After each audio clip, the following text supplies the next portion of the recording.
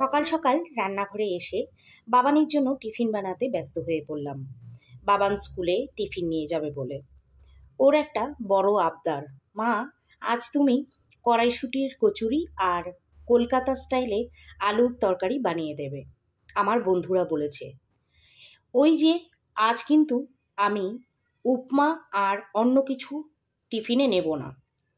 আর কড়াইশুঁটি যে পাউডারটা সুস্বাদু থেকে আমি আনিয়েছিলাম, অনেক দিন হলো, তাও অবশ্য ফ্রিজে রেখে দিয়েছিলাম। হয়তো এর এক্সপায়ারি ডেট চলে গেছে কিনা তাও আমি দেখিনি। যখন ফ্রিজ খুলি আর ফ্রিজটা বন্ধ করি তখন শুধু ড্যাব ড্যাব করে দেখতে থাকি, কিন্তু বানানো আর হচ্ছিল না।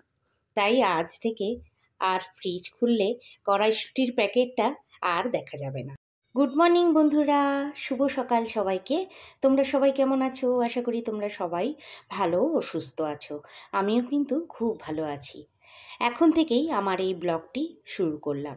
তোমরা আমার পাশে থেকে আমার এই ব্লগটি দেখতে থাকো, আশা করি তোমাদের ভালো লাগবে।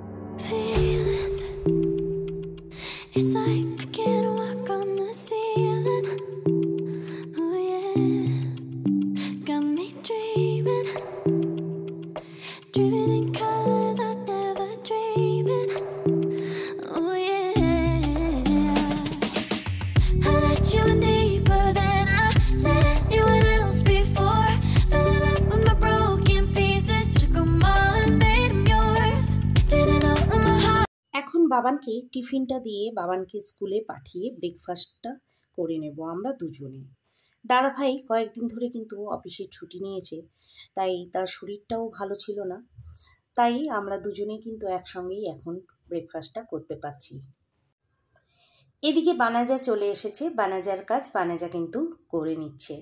একদিকে বাবানের খাওয়ার জন্য দুধটা গরম করে নিচ্ছে, আর আরেকদিকে আমার আর বানাজের জন্য চা বানিয়ে নিচ্ছে।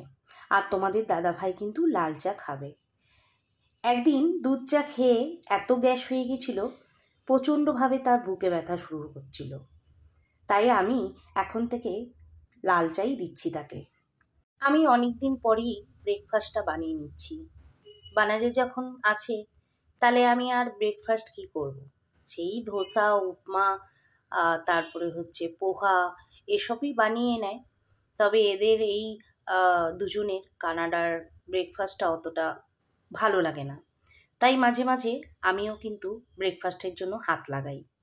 আর এদিকে দেখো, একই থালের মধ্যে আমাদের দুজনের ব্রেকফাস্টটা বেড়ে নিলাম। আজ একই থালে বসে দুজনে মিলে ব্রেকফাস্ট করব আর একটুখানি গল্প করব। আর এক থালে খেলে নাকি ভালোবাসা বাড়ে, আমার মা বলতো। It's hard for me to let go, but I think that I'm finally feeling good again. আজ তোমাদের দাদাভাইয়ের ভাগ্যটা কিন্তু খুব ভালো। বাইরে যাওয়ার সময় গরুর দেখা পেল, তাই তাকে রুটি খাইয়ে দিল। কারণ এখানে কিন্তু খুবই কম দেখা যায় রাস্তাঘাটে গরু।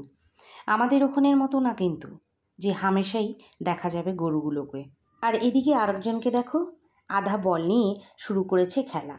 এটাই যে তার ছোটোবেলার খেলার বল, আর খুব প্রিয় তার আর এই বলটাকে আমি ফেলে দেব। গতকালই ওর জন্য লুলু মল থেকে একটা নতুন বল নিয়ে এসেছিলাম। কাল দেইনি বলটা, আজই দেবো তাকে। আজ আমায় একটু তাড়াতাড়ি সালুনে যেতে হবে, তাই অন্য কাজগুলো সেরে নিয়ে চলে এলাম রান্নাঘরে রান্না করতে। আর বাকি কাজগুলো না তোমাদের আজ শেয়ার করতে পারিনি।